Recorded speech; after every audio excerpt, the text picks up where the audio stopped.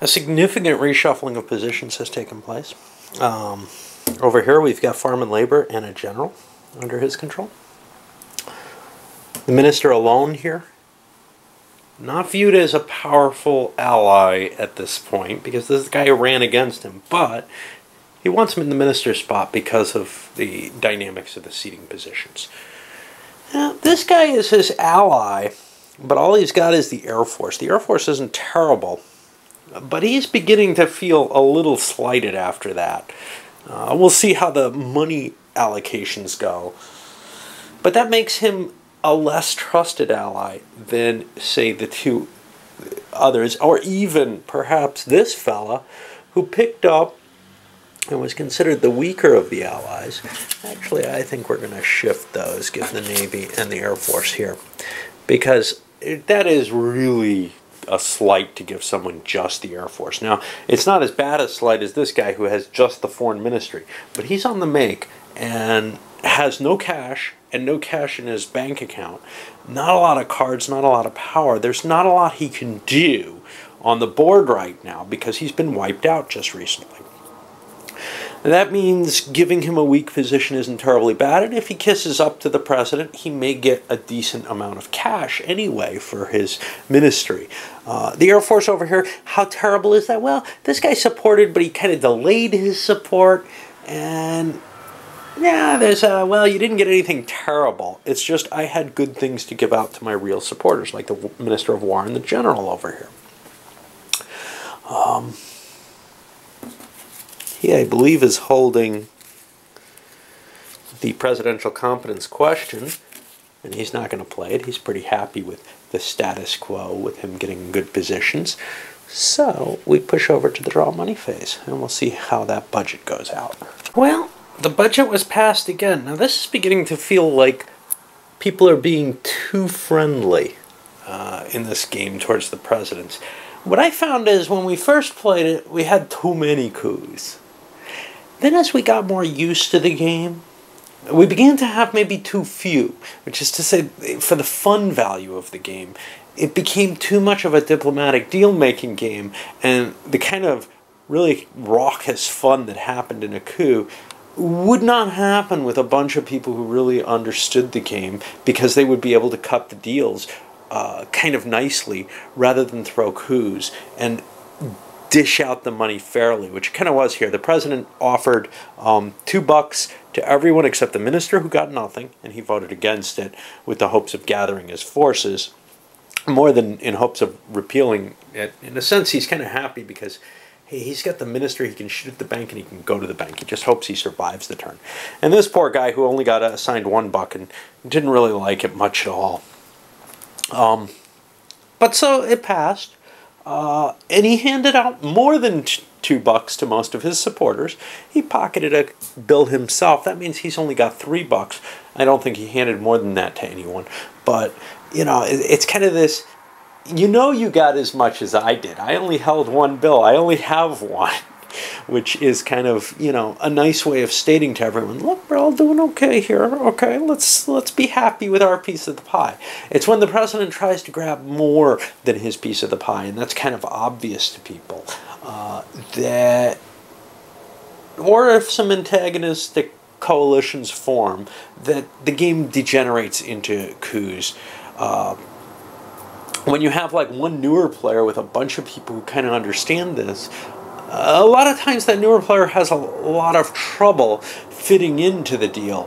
He may make some enemies and then can never figure out how to butter them up enough to get back into getting a slice of the pie. Maybe even a larger slice because of the time that he's been deprived of cash. So for example, making this guy better offers may be possible, but you know, right now you can't do that when there's people with more stuff on the table and more power. And people you owe something to, so you had to give better offices.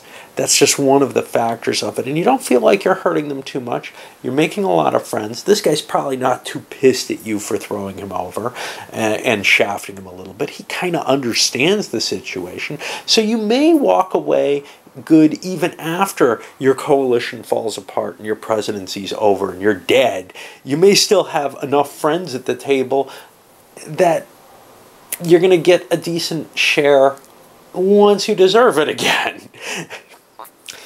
You may not even get shot if you get deposed. Hard to tell. Anyway, and remember, the junta can only shoot one person. It may not be the former president. It may be the first rebel. Anyway, that's where we are right now. We got to choose locations, go through the assassinations. I'll come back after that. Well, with everybody about equal except for this guy, there are a lot of bullets flying at the bank right now. And everybody's there. Basically, he's seriously considered not going to the bank. But the problem is you can't run with the money all day. You know, you eventually have to go in there. And if you don't have the cards to get you in, well, maybe you can get lucky. And he's sort of got some luck, which is the guy who's shooting him is the psychotic assassin. This guy went after him at the Mistress. The Mistress tends to be a bad place because there's a special card for it. The home is usually the safest place to go in terms of it protects you from burglary and other things, but because of that, people might shoot you there. So it all becomes kind of this random, which one do I pick, you know, beyond bank or not bank. Right? Headquarters, not headquarters, sometimes that can give you a slight edge. But there's usually a coup excuse if somebody wants one. So, what do we have? Well, the minister opens things up. Uh-oh.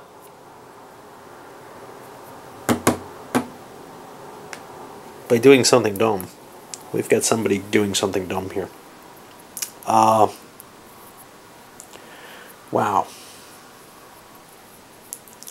Well, we're going to call it oops, and it's that simple.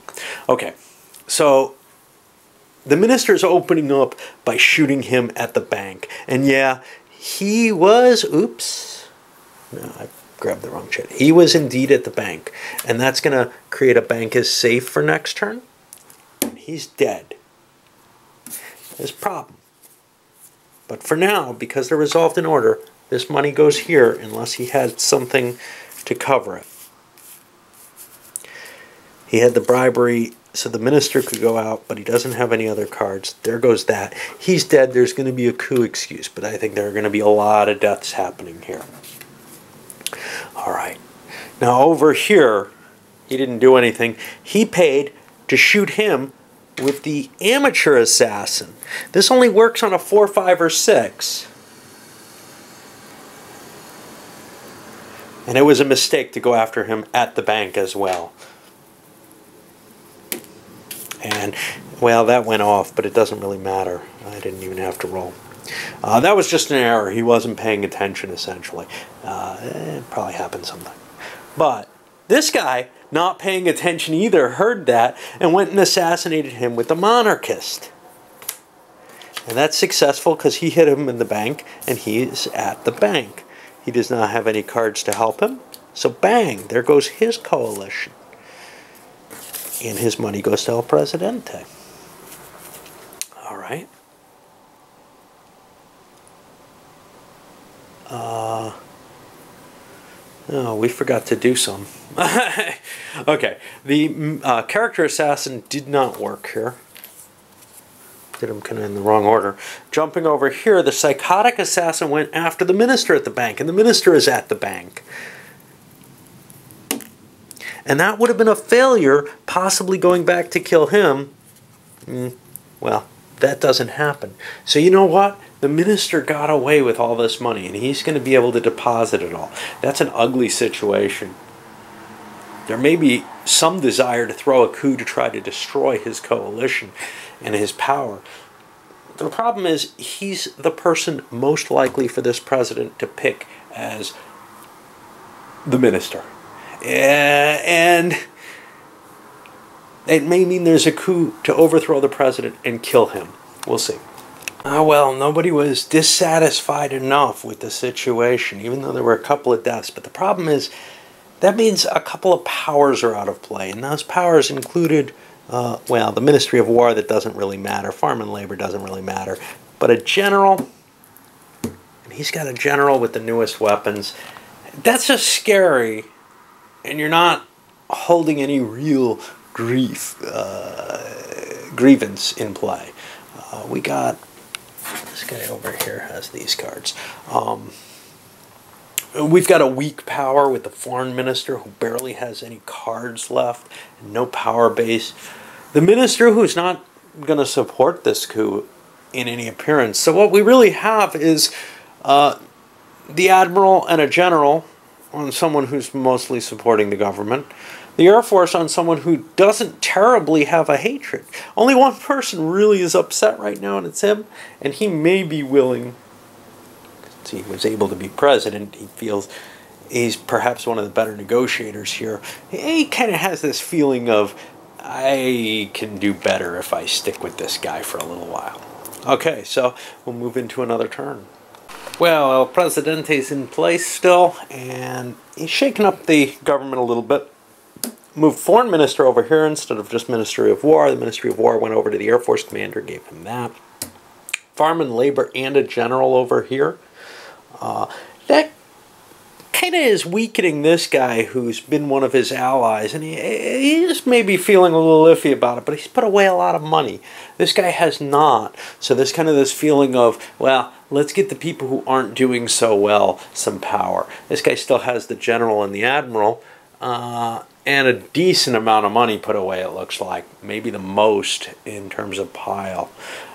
Both the two ministers who draw the money drew a whole pile, each 7. So we're running through rather quickly there. Nobody's questioning competence here, so we go on to trying to draw up the budget. And there's a lot of money to deal out, but it's a lot of small bills. Well, this is kind of a weird situation. I had forgotten to play out the cards before that, but yeah, this guy would just discard it if he hasn't been assigned yet. So no, there's no coup excuse yet. Anyway, I'm in the midst of the voting. I had forgotten to play out the cards. This guy over here was holding this one, and he kind of really wanted to play it, but he had too many cards, so he would have had to play it before the cabinet appointments were out. And, well, actually, I think he's going to pass it to his buddy down here. Just as kind of a, hey, maybe you'll be interested in that. We see an initial big vote, though. The biggest vote is going in favor of this budget. The budget offer was 2 each. The minister is happy with that. He's getting an offer of some money after he just put a bunch of money away, and after, you know, in his bank is safe. He feels like he's being given the correct treatment here. Yeah, you're not, you know, you're responsible for making your own money on the turns where you can shoot at the bank, but I'll allocate you some on the other terms. Well, everybody went to the bank again because the money looked like it was spread out. And a couple of people got assassinated. There was also a burglary on this guy. All the money from the burglary and from both assassinations, because of the cleverness positioning-wise, hey, the minister's here, it travels around, this guy did a shot on him. Well, he did a shot on him at the bank. He's got a big pile of cash now. Now, granted, this is the former president, who his family, who happens to have not had a whole lot of money, but he's taking the money from the guy who never got any in this, which he kind of views as, wow, I've got all the money from the people who don't have much money. It didn't turn out as much as maybe it would have seemed. Just a few bucks. But you know, the budget was very poor, and he does know that, so he's not too discouraged by it. Does mean that we have a coup possibility, and after we do banking, I know the president's holding a couple secret political donations. He didn't hold the 3 everybody probably thought he had. He only has a 2 in his hand. That's why he didn't want to take 2 bills. He would have really looked like he was raking it in. He handed everybody else pretty much $3, at least his supporters. This guy only got 2. This guy only actually got 2. But with everybody at the bank, it was pretty safe.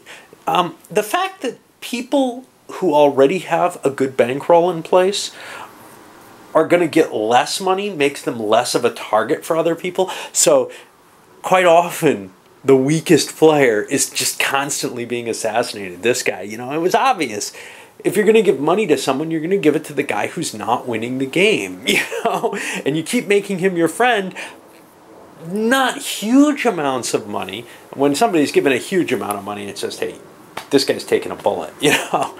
All right, well, that's where we are. The minister, his shot doesn't work because he couldn't shoot at the bank, but now he can next turn. And again, you know, with the president having the Air Force in his pocket, this guy, he's pretty happy with where things are sitting right now. He doesn't particularly want to rock the boat. This guy's got a pile of money. He wouldn't mind. He's got cards to do it, but he can't find the support from anyone else. The foreign minister just pocketed a pile of money. He'd be willing to, but he doesn't have the cards for it. And this guy's fairly new too and just doesn't have the cards for it. He has a general, but we're not going to see the masses of rioters and all that. It really makes it more potent. And with the minister and the president holding a brother-in-law position, it's tough. The point is, when people get shot, especially important people like generals, it's really, you know, militarily important in the thing. It's really hard to cause a coup because you know the president's got a pretty decent force. And if he's got another player like this guy kind of in his pocket, granted, it's only the police, but they can be fairly potent. He's got the Air Force with the newest weapons in his hand. The foreign ministry, he might not have any troops whatsoever. One of the generals is paralyzed. Got a general and an admiral here. He would really be willing to do it. Is he willing to go for it alone? See, the problem is if he becomes president, he may not be able to stay as president. Let's see. Because there's not all that much defending against him. This general is not necessarily in support of this regime. He's not thrilled with it. No. He's going to chicken out. He's still getting paid off.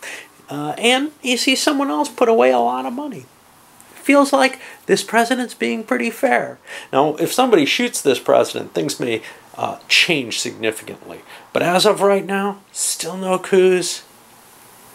And we're having the kind of, I don't know, duller game that I've often seen after, you know, when everybody sitting at the table kind of really gets the negotiations in this game.